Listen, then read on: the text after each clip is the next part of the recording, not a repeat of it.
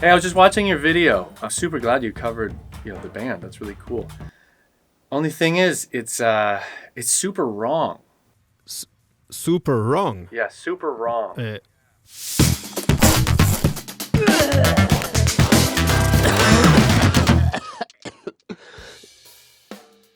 People, this video is an interesting one. I found this really cool song. I analyzed the part that I wanted to analyze. I reached out to the artist just so I can see if there's an option for a possible collaboration or something, just to figure out that I analyzed it completely wrong.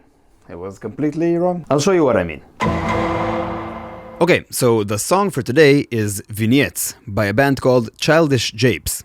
They're an awesome band from New York. Listen to this super interesting groove.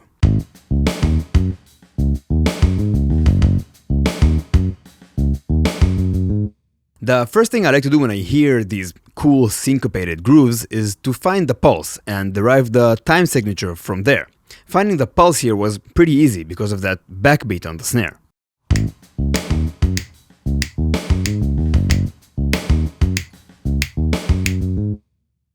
Ah boy, this is where it all goes downhill. You'll see what I mean. Now, when I have the pulse, counting it is way easier, especially with that distinct bass line.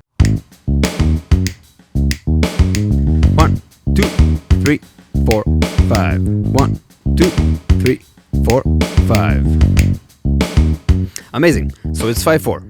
Let's break it down quickly. If we're in 5/4 in a 16th note subdivision, we have 20 subbeats per bar to deal with, and I'll divide them into 4 different lines: bass, kick, snare, and hi-hat. You know the drill. Each one of these circles equals 1/16th note. The bass line, which drives the whole thing, looks like this.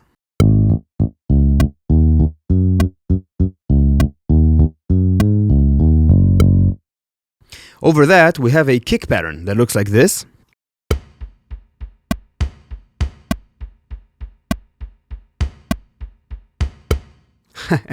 Listening to it like this, it kind of sounds like The Rite of Spring by Stravinsky. Anyway, there's a snare drum pattern with a very distinct backbeat that looks like this.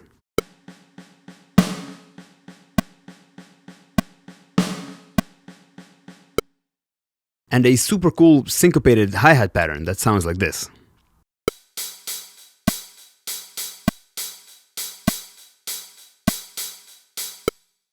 And together, this is how they sound like.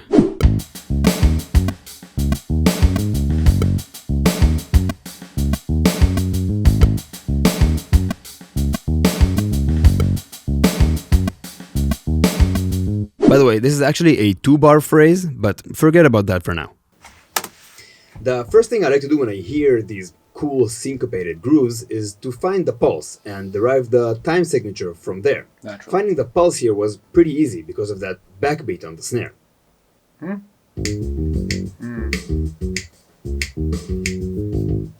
Now, when I have the pulse, counting it is way easier.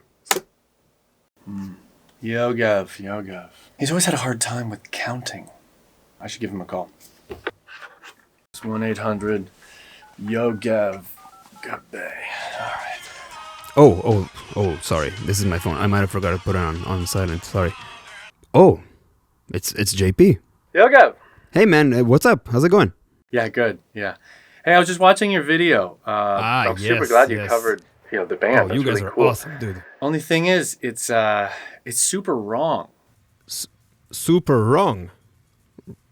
Yeah. Yeah, super wrong.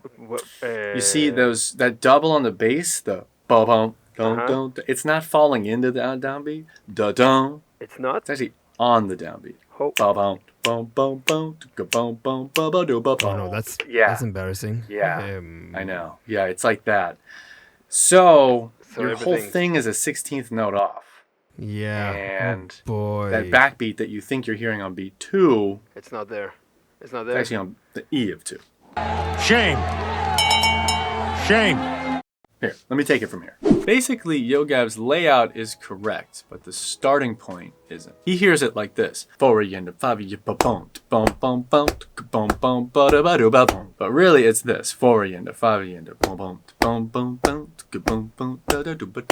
I know there's a little room for confusion here, which is why I counted in with quarter notes in the live studio performance. 1, 2, 3. Shame. Well, welcome to the last episode of Time Consuming. I will pack my stuff. I'll close the door behind me. No, just here. Just do this. So the actual line starts where your last strip is. So take the last strip of circles you have, the ones you thought were a pickup, and just put that at the beginning. And that's basically it. There's no syncopated pickup. And if you approach this in 5/4, the snare is in on beat 2. It's a 16th note after that. So the actual quarter note layout is this.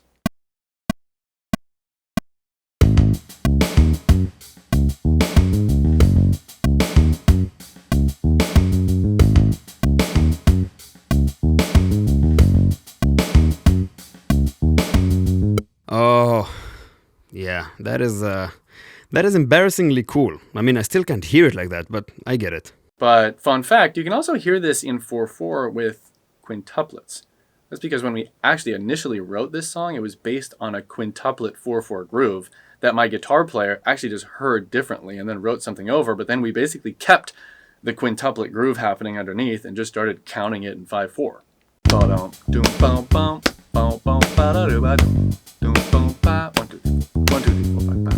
Does that make sense? It's weird, I know. When we wrote it, I didn't think people would be hearing it in 3 different ways, but when we play it at shows, it's a trip because I look out in the crowd and some people are doing this, some people are doing this real slow, some people are 16th note off. It's a mess.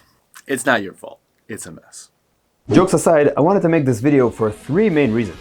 Number 1, I wanted to introduce you guys to Childish Japes. They are an amazing band and their first 2 albums were on heavy repeat on my Spotify when they came out. They make really great music, go check them out. Also, JP is an amazing drummer, I love his style.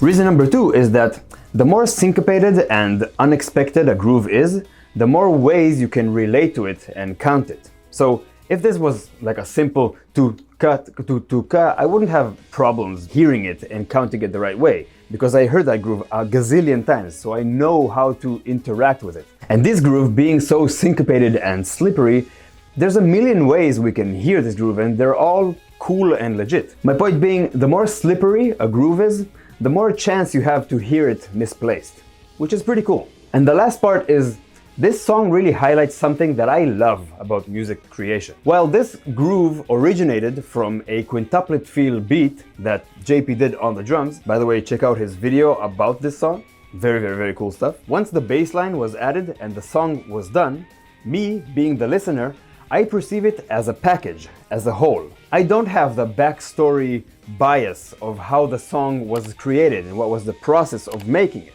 So when I listen to it, I hear a very strong bass line, and then you add to that my bias towards hearing snare drums on a backbeat, and that's it. That's how I perceive the song. Sometimes in the comments, people ask me, how do I know that I'm right? And the answer is, I don't. The explanations that I can say that are 100% correct are only the ones that I play in, that I was a part of the process of making the song.